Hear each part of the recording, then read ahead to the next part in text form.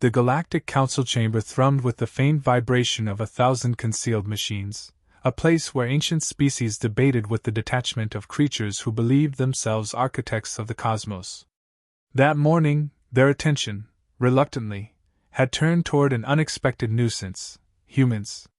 Most attendees treated the topic as a tedious administrative hiccup rather than the herald of anything consequential. A few rolled their eye stalks, others emitted bored clicks. The dominant voice, a triarch of the venerable Thalrun Dominion, summarized the prevailing sentiment neatly. The mammalian upstarts have arrived earlier than projected. Irritating, but harmless. That assumption held the room like a fog. Reports were presented with clinical dismissal. Humanity's first FTL slipstream entry, an achievement that took most species centuries, was labeled predictably reckless. Their diplomatic requests for coalition membership were brushed aside as impatient overreach. Some officials joked that humans were like hatchlings who stumbled out of their cradle before learning how to stand. None considered that stumbling forward had been humanity's primary method of progress since they first lit fires in caves. Only Ambassador Kethvier of the Sarun Collective seemed uneasy. His voice carried a quiver as he addressed the council, warning that Earth's rapid development revealed a pattern unusual among known civilizations. They innovate under pressure, he said, and they adapt at speeds that defy historical models. When stressed, they do not fracture, they accelerate. His colleagues dismissed him mildly, as though he were recounting superstitions. One even remarked that humans simply got lucky, crafting functional FTL engines with limited guidance. Luck was easier to believe than competence. Outside the Council's orbit, the universe continued its quiet absurdity. A minor skirmish had recently erupted near the Sol border, triggered by a pirate faction testing the defenses of what they assumed to be an inexperienced species. The pirates fled after encountering improvised weaponry, jury-rigged plasma arrays bound together with alloys the Council considered primitive. The victory was chalked up to chance or the pirates' poor equipment, not human ingenuity. No one bothered to examine the tactical logs showing humans modifying battlefield strategy every 30 seconds, responding to variables with unnerving fluidity. Still, the Council debated protocol. Humans were granted observer status, a symbolic gesture that positioned them at the edge of galactic relevance without offering meaningful involvement. They were told to learn quietly, a phrase that sounded almost paternal. A few delegates proposed delaying further communication until humanity's emotional volatility stabilized. The irony that many galactic species had histories drenched in war and territorial purges went unacknowledged. While the session continued, new data filtered in through the chamber's Omninet. Human engineers were already tinkering with coalition standard materials, producing bizarre hybrids of Terran design and galactic tech. One report described human scientists joyfully taking apart a Sarun gravity stabilizer only hours after receiving it, discovering functions the Sarun themselves had overlooked. The Council pretended not to notice. Accepting the truth that a young species could match or exceed their understanding felt uncomfortably close to sacrilege. The debate dragged on until the chair concluded with a brisk summary. Humanity posed no major threat, required no special attention, and should be observed with cautionary distance. As officials dispersed, a sense of superiority hummed through the room like residual static. Most believed the matter settled. Ambassador Kethvier lingered, studying the final projection, humans laughing while testing a makeshift thruster system that, by all conventional metrics, should not have functioned. Yet there it was, performing beyond safe tolerances with unearned confidence. He felt a ripple of unease, a quiet intuition pressing at the edges of his mind.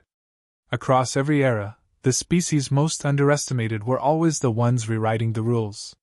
He deactivated the display. In the sudden darkness, the afterimage of Earth's blue glow hovered in his thoughts. The Council had dismissed humanity as a footnote. He suspected they had just ignored the opening line of a much larger story, one that would not end gently. Humans were coming, not with conquest or arrogance, but with the disquieting habit of doing the impossible simply because no one told them they couldn't. The first months after humanity's entry into the wider galaxy were defined by a pattern that repeated with irritating consistency: a request, a dismissal, and then a result that made the dismissers uncomfortable. Humans proposed joint research initiatives, only to be brushed aside as inexperienced upstarts. They asked for cooperative defense exchanges, and the Council offered a curt reminder that Earth was still an observational participant in galactic affairs. Even when humans extended medical or engineering assistance, the replies were polite rejections, as if accepting help from a newcomer would tarnish centuries of alien hierarchy. Yet every rebuff pushed humans toward proving themselves through action rather than policy. Earth's scientific collectives dove into the limited technology provided to them, scraps, by galactic standards, and took it apart piece by piece. Their engineers discovered that the starship hull plating used by most major species could be improved with composite layering techniques adapted from Earth's aerospace history.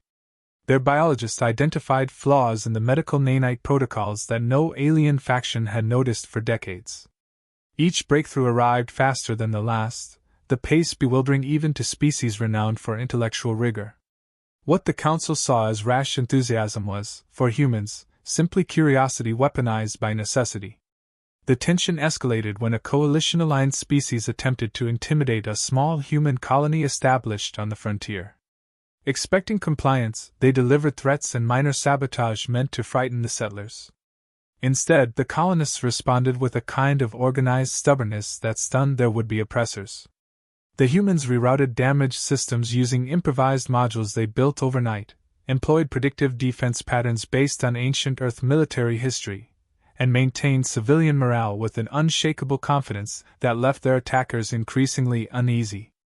When the alien commander withdrew, they did so not because they were defeated in a traditional sense, but because they could not comprehend how humans maintained control without formal military presence. The message spread quickly: humans were not easily pressured. Despite their unwelcome reputation for unpredictability, humans continued offering aid wherever they noticed gaps. When a merchant vessel belonging to an insected species suffered catastrophic engine failure, its crew sent a distress call into a region notorious for slow response times. The humans nearest to the event were explorers with no specialized equipment for alien physiology or ship architecture, yet they responded immediately. They boarded the damaged vessel, stabilized its rapidly failing power core using converted environmental regulators, and performed emergency triage on the crew using a mix of human medical kits and instinctive problem-solving. They succeeded not because they fully understood the biology before them, but because they refused to abandon living beings while there was still a chance to save them. The rescued crew struggled to explain their experience to the Council. They spoke of humans who worked without hesitation in conditions most species considered unsafe, humans who made decisions with unnerving speed, humans who treated strangers with the same determination they applied to their own. Their testimony conflicted sharply with the Council's prevailing narrative that humanity was merely overeager. Behind closed doors, private conversations among various alien factions began shifting in tone. Some argued that humans were dangerously improvisational. Others insisted that such adaptability indicated potential for alliance. A growing minority simply admitted what the Council refused to state publicly: humans were making themselves indispensable long before earning official recognition. Word spread further when scientific guilds discovered humans had solved an energy inefficiency problem that had plagued galactic reactors for decades. The announcement embarrassed multiple prestigious alien institutions, but they couldn't deny the results. Human researchers presented the findings without arrogance, simply offering the data to any species that wanted it. For many observers, this combination of competence and humility was more unsettling than any aggressive display. The Council felt pressure building from all sides. They attempted to reassert their authority by proposing sanctions for unauthorized human technological modifications, but smaller species challenged the motion. They pointed out that humans had already saved lives, improved shared technology, and contributed more progress in months than some species had contributed in centuries. The debate fractured the political landscape, revealing just how much influence humanity had unintentionally gathered. Even those who continued to distrust Earth admitted an uncomfortable truth: There was no clear limit to what humans might accomplish next. Their speed, their resilience, and their refusal to accept passive roles marked them as a force unlike any the galaxy had integrated before. And for the first time, whispers circulated through the halls of power suggesting that ignoring humanity might no longer be an option. The first warning appeared as a faint distortion in the data stream, something so small the Council dismissed it instantly, yet large enough for human astrophysicists to lose sleep over. They didn't dramatize it or speculate wildly. They simply examined it, cross-checked it, and uncovered a pattern no one else bothered to see. Every reading pointed toward a gravitational anomaly migrating across intergalactic space with a precision that suggested inevitability, not chance. Humanity sent the full report to the Galactic Council, outlining probabilities, projected paths, and the systems likely to vanish if nothing was done. The response came back hours later, a bland statement thanking them for their enthusiasm, and assuring them that established species would handle matters if the anomaly ever became relevant. Humans knew what that meant. They had been ignored again. Human astrophysicists continued studying the anomaly anyway. They tracked its acceleration, its consumption of light, and the strange ripple pattern deforming the void around it. The more they observed, the clearer the conclusion became. Whatever this thing was, it behaved less like a natural event and more like a cosmic predator, leaving behind empty coordinates where entire systems once existed. Humanity named it the Void Maw, not as a flourish but as a reminder of its purpose. It wasn't destroying stars. It was erasing them. Months passed, and readings grew sharper. Humans doubled their monitoring stations, extending networks deeper into frontier space. When the Void Maw finally crossed into the galaxy's outskirts, humans didn't panic. They sent another warning packet to the Council, this time including live feed from outposts that were barely holding their structural integrity together. The feed wasn't ambiguous. A blue-white star flickered like a dying lantern, then collapsed inward without an explosion, without a shockwave, without debris. It simply vanished. The outpost monitoring it went silent minutes later. Humanity forwarded that too. The Council held an emergency session, but debate overshadowed evidence. Some claimed it was a localized space-time wrinkle. Others blamed sensor error. A few accused humans of engineering the footage to exaggerate their relevance. As usual, the loudest voices drowned out the rational ones. The humans who had attended the meeting left with the same frustration they had felt since joining the interstellar community. They were tolerated, not heard. While the Council searched for ways to avoid responsibility, minor species began reaching out privately to human scientists. They had seen smaller anomalies in their regions and feared the pattern forming around them. Humanity didn't tell them to wait for approval. They shared everything: data models, predictive maps, emergency protocols, even evacuation algorithms designed to handle mass displacement. It wasn't charity. It was pragmatism. If the Void Maw continued unhindered, the loss of a few small civilizations would quickly become a loss of entire sectors. Humanity built contingency plans long before the Council acknowledged the threat. Engineers prepared mobile habitats, modular evacuation fleets, and energy relays that could support refugee populations. Military strategists explored the boundaries of the impossible, knowing full well they were not preparing for a battle but a delay, a way to buy time against something that didn't negotiate and couldn't be intimidated.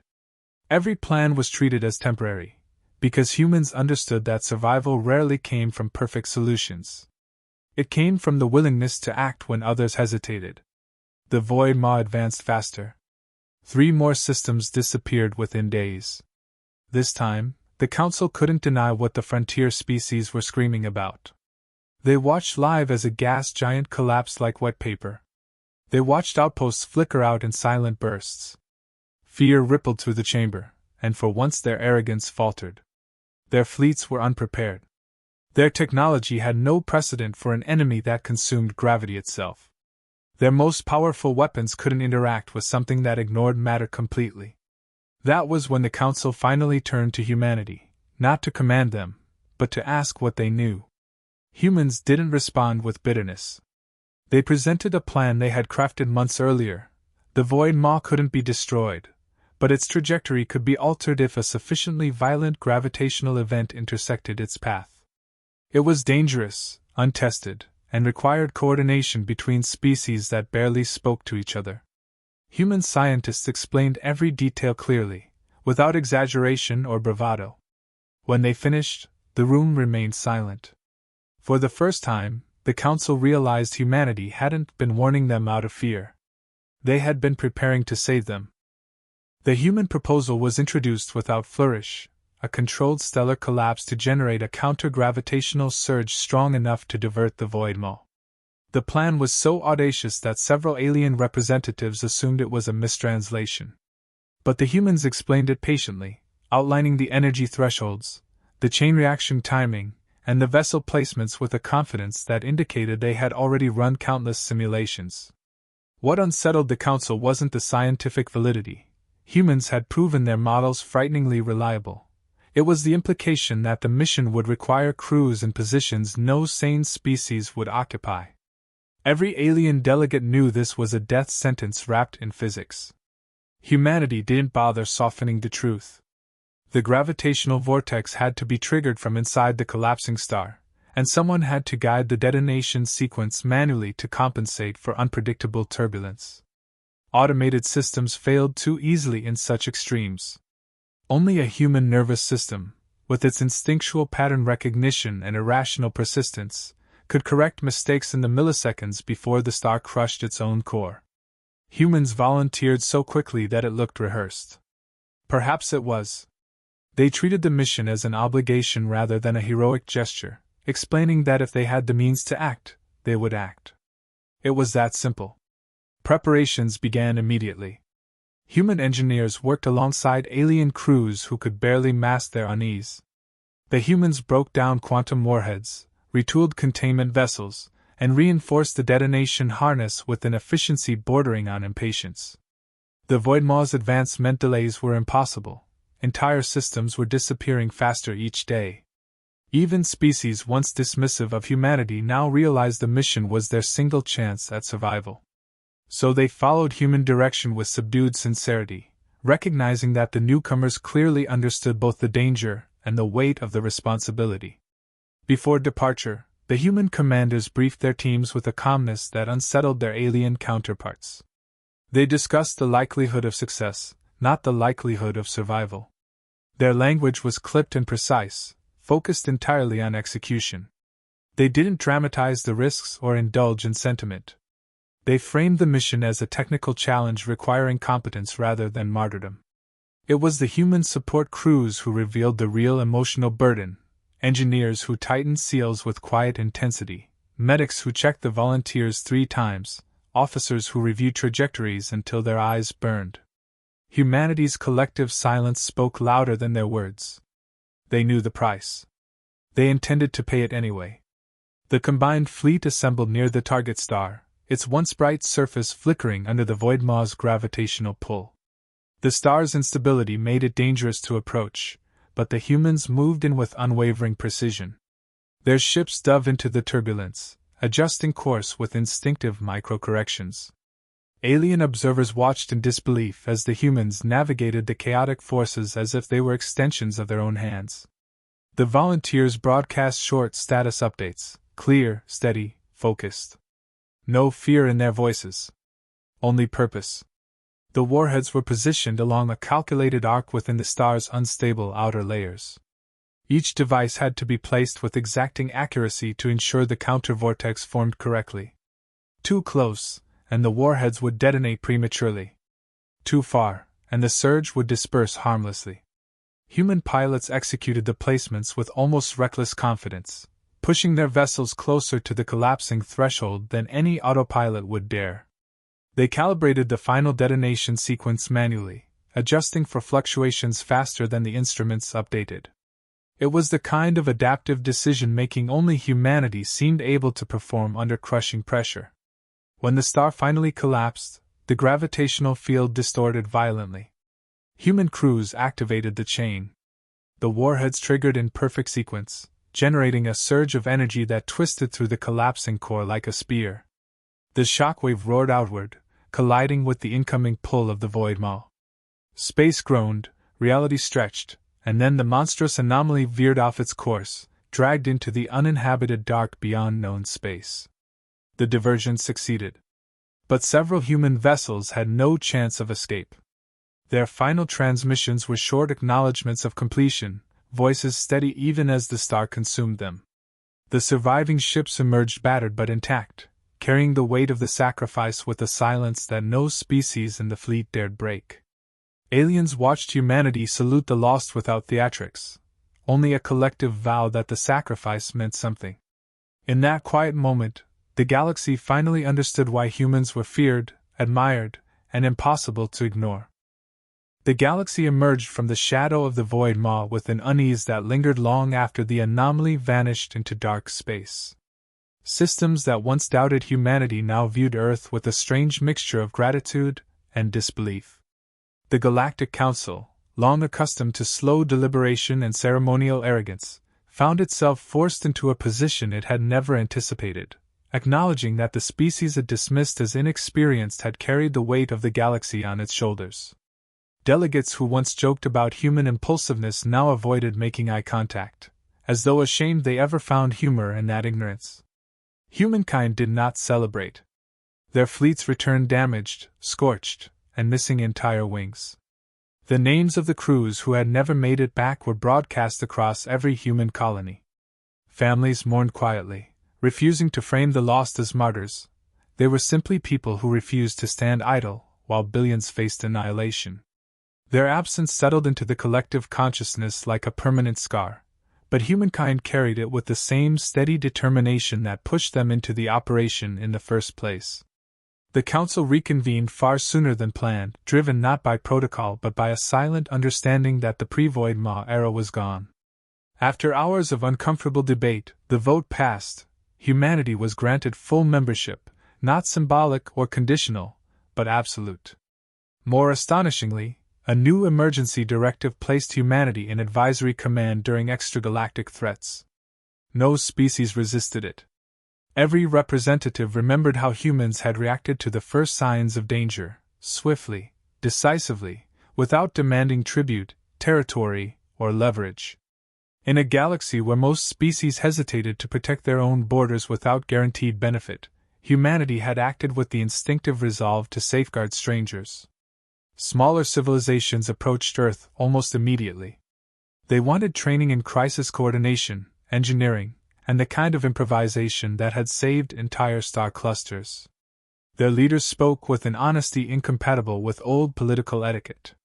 They admitted they had misjudged humans because they lacked any frame of reference for a species that treated danger as a puzzle rather than a sentence.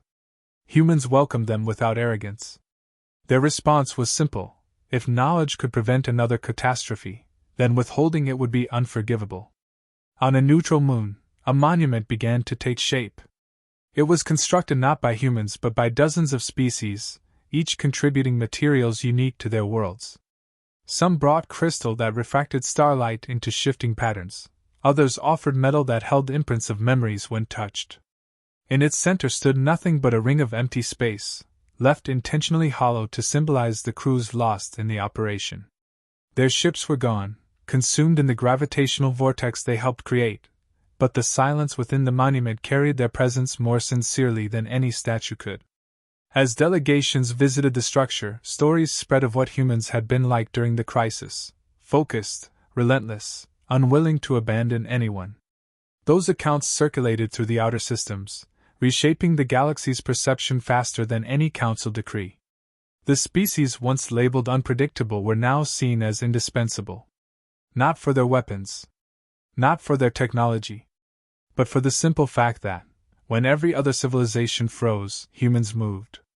When the first unified message arrived, it caught Earth off guard. A compilation of transmissions from more than 40 species, each adding their own phrasing to a single idea.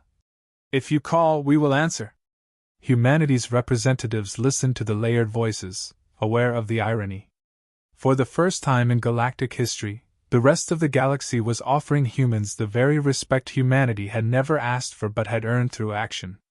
Earth's response was brief, carrying no boast or demand. It promised cooperation, vigilance, and readiness. Humanity had no intention of ruling the galaxy.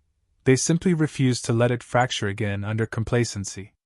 The galaxy understood this and accepted it willingly, almost relieved to follow a species that did not want power yet proved capable of wielding it responsibly. In the aftermath of tragedy, something unprecedented had formed: trust. And though it had been forged under impossible circumstances, it held firm. The galaxy finally understood the truth they should have never ignored: humanity was not a threat or an anomaly. Humanity was the reason they were still alive.